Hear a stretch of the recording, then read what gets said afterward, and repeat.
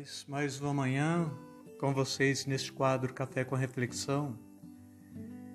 E durante esta semana eu venho abordando esta questão Templo do Espírito Santo, não é?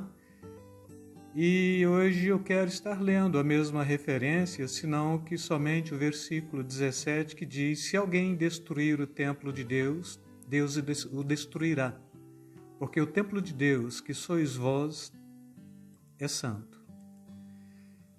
E a gente vai pegar aqui, como eu falei para vocês desde o início, o conceito templo, temenos, ideia de lugar de contemplação, lugar de reunião com Deus. E o templo tem três propostas, Quando templo, função, habitação, que é santificação, edificação e oração. Também falei da relevância do templo dentro da cultura judaica, relevância do templo dentro da cultura grega.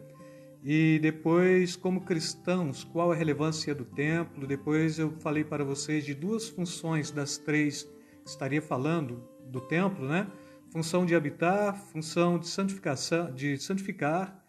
E hoje eu quero estar falando para vocês também desta questãozinha do templo do Espírito Santo como tendo a função de adorar.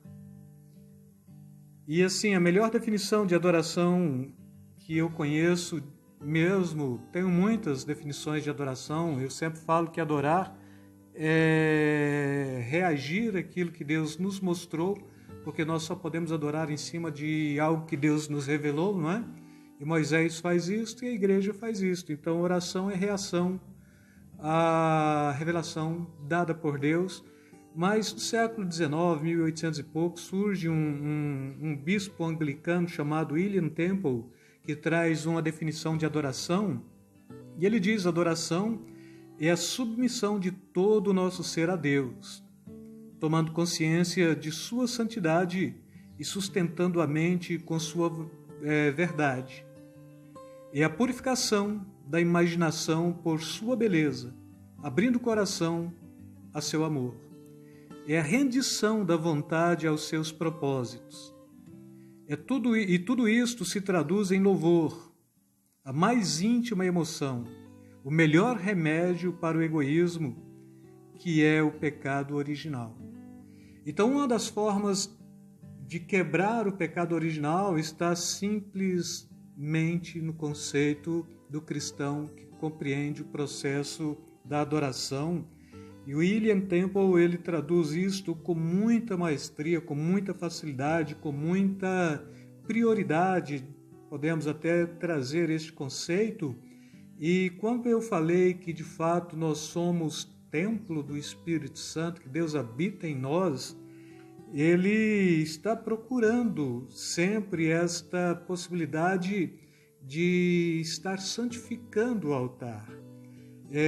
Numa narrativa de Velho Testamento, por exemplo, profeta Elias, ele restaura o altar que estava destruído para então ele poder invocar o nome de Deus. E outra feita, ele pega aqui, restaura o altar que estava destruído e ele oferece naquele altar holocausto ao Senhor.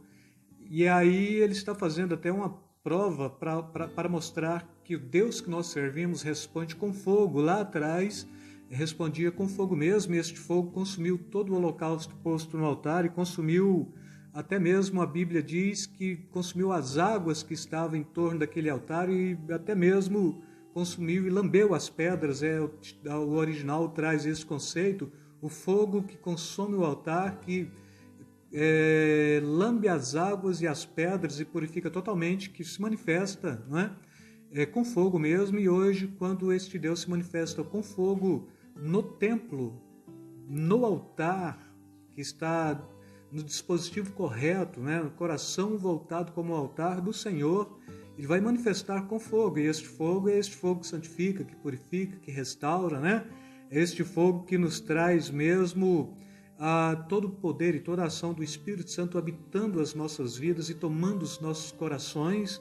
Este fogo é o próprio Espírito Santo ardendo em nós, e quando ele arde em nossos corações, ele consome tudo aquilo que está sendo oferecido a ele, toda a nossa libação. Paulo está falando que ele estava sendo oferecido ao Senhor como libação, né?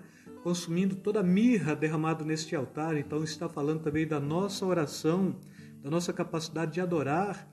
E assim, irmãos, todo cristão ele tem que trazer em si esta consciência da adoração, do ponto de vista da submissão ao Deus Todo-Poderoso, tomando consciência de sua santidade e sustentando a mente com a sua verdade.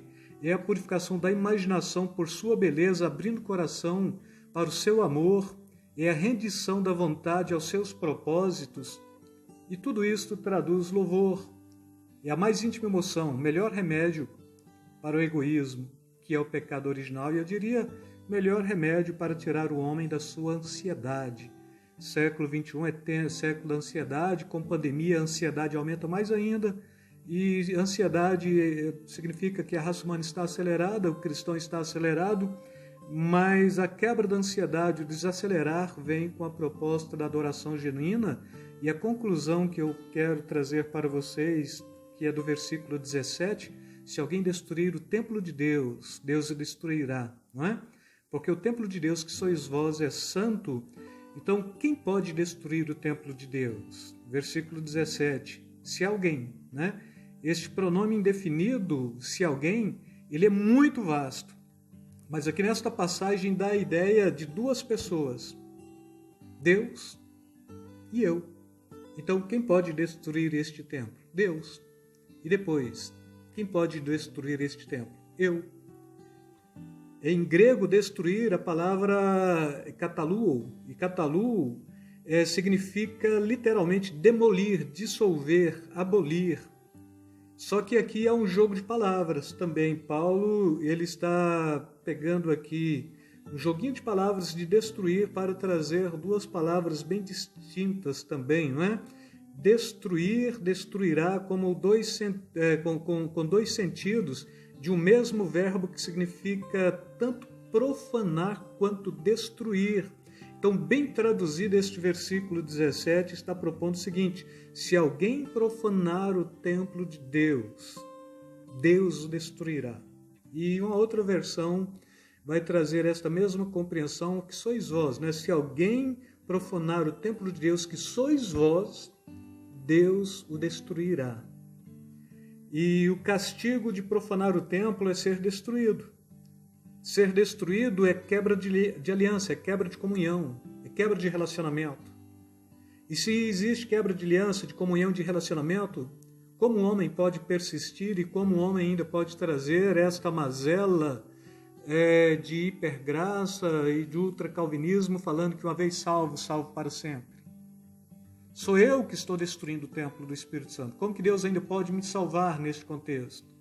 Talvez seja a compreensão de uma exegese mais profunda do conceito de salvação, aperfeiçoai a vossa salvação com temor e com tremor, ou seja, aquilo que Jesus fez por você, trabalha isto para que haja uma manutenção contínua, de tal forma que você possa manter-se totalmente salvo, perfeito, pleno, completo, amadurecido, até a vinda de Jesus Cristo.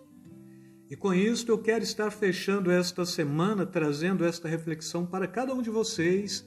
Santifiquem-se, purifiquem-se, porque como templo vocês têm estas três funções. Deus habita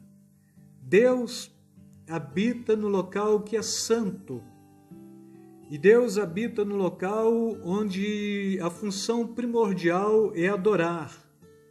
E não sejam estes ingratos que se permitem destruírem-se por profanação, mas santifiquem-se, adorem, celebrem, dignifiquem o Deus da vossa salvação. O pior tipo de pecado que eu compreendo é o pecado da ingratidão.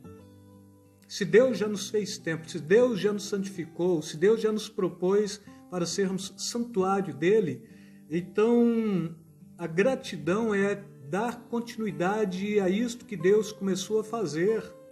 E aí a Bíblia está falando que aquele que começou a boa obra em vocês há de concluí-la até o dia final, até o dia da vinda de Cristo. Então devemos compreender este processo e devemos ter esta relação íntima e profunda com Deus, sempre celebrando, sempre adorando e sempre pautando e sempre trazendo este aspecto racional lá de Coríntios 11, 28 mesmo, que eu falei para vocês ainda, né?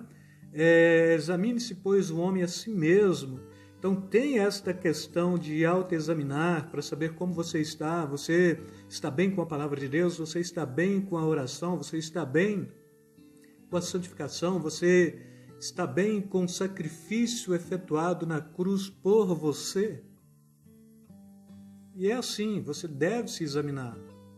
Você tem que ter esta obrigatoriedade, não sou eu que estou falando, é a palavra de Deus que está cobrando isto de você. E assim o que eu desejo para você é que de fato você seja um templo que seja o temenos mesmo, templo de contemplação, templo, lugar de habitação com a proposta de santificação, edificação e oração, e que possa cumprir estas 3 funções básicas mesmo, não é? Templo como função de habitar, o Espírito Santo habita em vocês. Templo com a função de santificar, o Espírito Santo já tem santificado vocês, pois essa é a vontade de Deus, a vossa santificação, não é?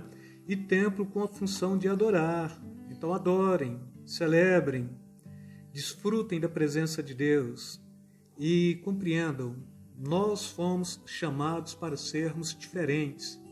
Não somos melhores, somos diferentes. E fomos santificados para a obra de Deus. Ainda no domingo passado eu falei sobre o crente ser diferente. Não estou falando de melhor. E o mundo está à procura de ouvir algo diferente, porque o mundo está sofrendo e nós temos uma mensagem diferente. Nós temos uma mensagem que traduz a cruz de Cristo, e que traduz esperança, e que traduz salvação, e que traduz vida eterna. E assim, mais uma vez, eu quero deixar para vocês beijo na alma, beijo no coração. Fiquem na paz, tenham todos aí um bom início de final de semana, próspero e abençoado.